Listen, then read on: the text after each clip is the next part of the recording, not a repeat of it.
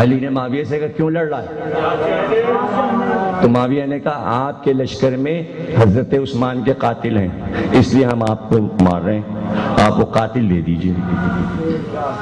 ان کی تعداد، علی نے کہا آ نکل کے، چہرے بتا، نام بتا، میں دے دوں، ثبوت تو دے۔ تو معاویہ ثبوت نہیں دے سکا، ثبوت نہیں دے سکا۔ ثبوت اس لیے نہیں دے سکا کہ 10,000 آدمی علی کے لشکر سے نکلے اور سب نے کہا ہم قاتلان عثمان ہیں، معاویہ واپس چلا گیا۔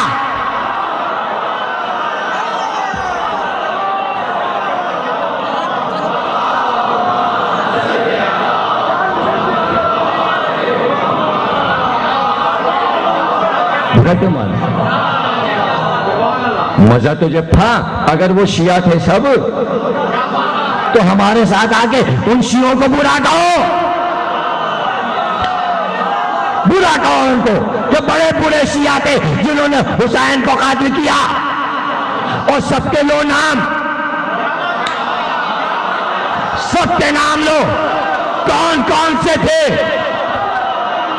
اور پھر اس کے بعد بتانا ان کو کون شیعہ لائے تھے۔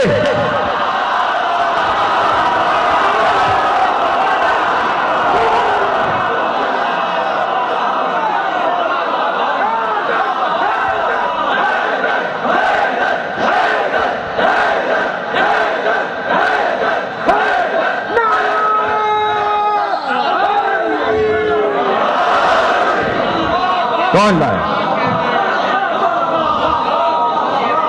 ایک لفظ سے آپ فائدہ اٹھانا چاہتے،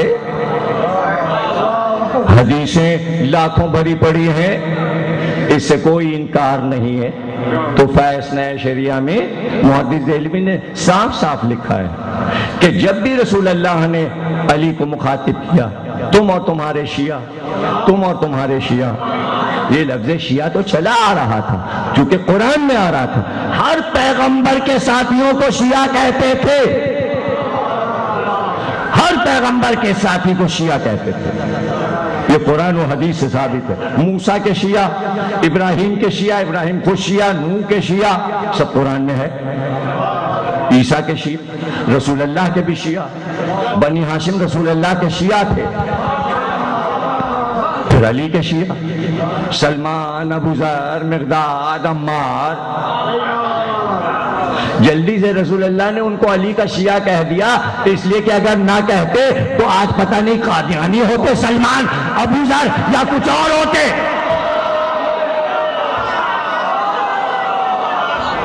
شر جو ہے وہ کام اپنا آہستہ آہستہ کرتا ہے، غلط فہمی پیدا کرتا ہے، ایسے بڑے آرام سے۔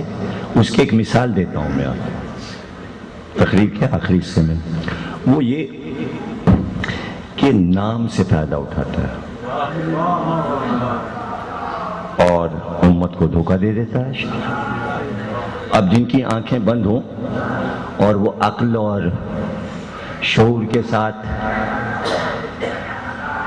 شریعت اور دین کو نہ سمجھ رہے تو وہ دھوکہ کھا جاتے نام سے۔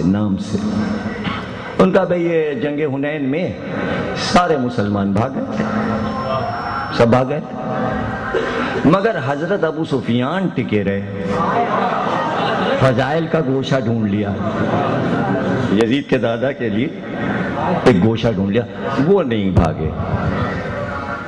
دیکھیے دھوکہ کھا گئے عوام۔ وہ پہلا کون ہوگا جس نے یہ دھوکہ دیا؟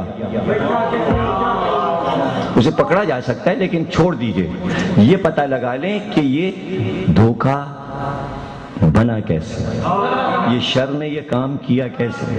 وہ سن لی، وہ کافی کہ کیسے کام کیا۔ وہ کام ایسے ہوا کہ حضرت عبد المطلب رسول اللہ کے دادا، حضرت عبداللہ کے والد، تو انہوں نے زمزم کی تلاش میں کنواں کھودنا چاہا تلاش کرنے کے لیے۔ تو اس وقت ان کے ایک بڑے بیٹے تھے، ان کا نام تھا حریث یا حرس۔ یا حارث، 3 طریقے کے لکھا ہوا ہے، حریث، حرث، حارث۔ حرث زیادہ مشہور ہے، سے آتا ہے، بڑی ہے رے اور سے حرث۔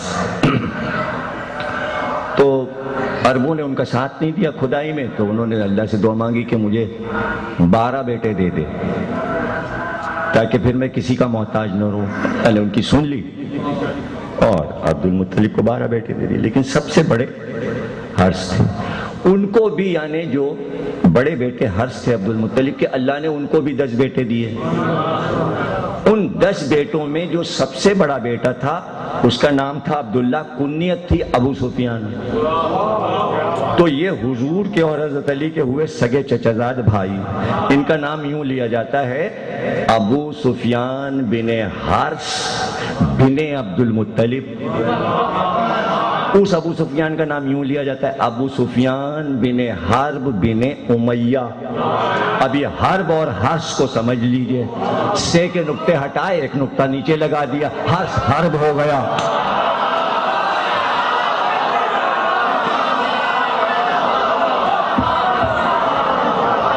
ہو گیا۔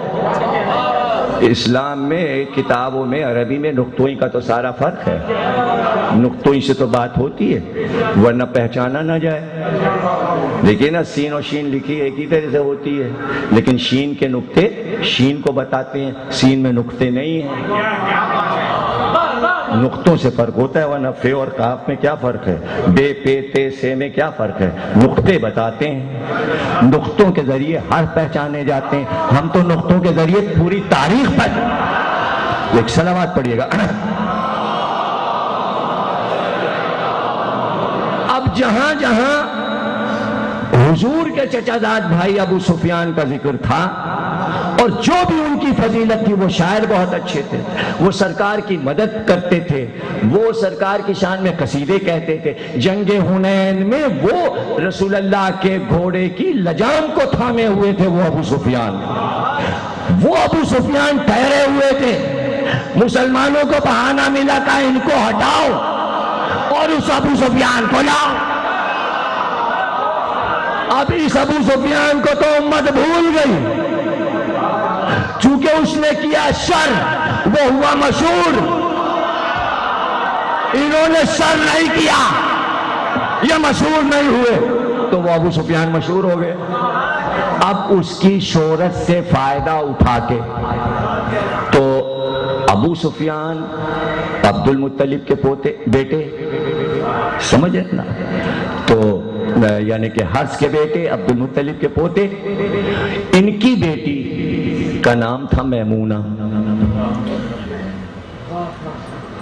یہ ابو سفیان جو ہیں عبد المطلب کے پوتے۔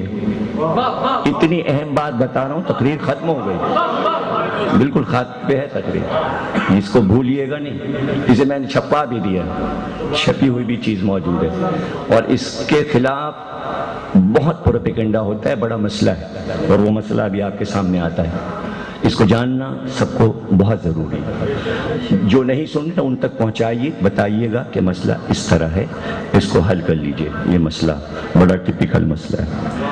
ان ابو سفیان جن کا نام عبداللہ تھا، جو حرث کے بیٹے تھے اور عبد المطلب کے پوتے تھے، ان کی بیٹی کا نام تھا میمونہ۔ میمونہ کی شادی طائف کے ایک سردار ابی مرہ سے ہوئی، یعنی بیاہ کر ابی مرہ کو گئی۔ ابی مرہ حضور کے سپہ سالار تھے، ان کے لیے مشہور تھا کہ عیسیٰ کی شبیہ کو دیکھنا ہو تو ابی مرہ کو دیکھو۔ ابی مرہ اور میمونہ سے ایک بیٹی پیدا ہوئی، اس بیٹی کا نام ہے ام لیلہ۔ اس ام لیلہ کی شادی ہوئی امام حسین علیہ السلام سے، ان کے بیٹے شہزادہ علی اکبر۔ اب مشہور کیا کہ معاویہ کے بھانجے تھے حضرت علی اکبر، اور یزید کے پھوپھیزاد بھائی تھے۔ اے معاذ اللہ، بنی امیہ سے کیا رشتہ داری بنی ہاشم کی؟ کیسے حسین کے گھر پہ آ کر بنی امیہ کی نواسی آ سکتی تھی؟ کوئی رشتہ داری کبھی بنی ہاشم اور بنی امیہ میں نہیں ہوئی، اس لیے کہ وہ شر تھے، یہ خیر تھے۔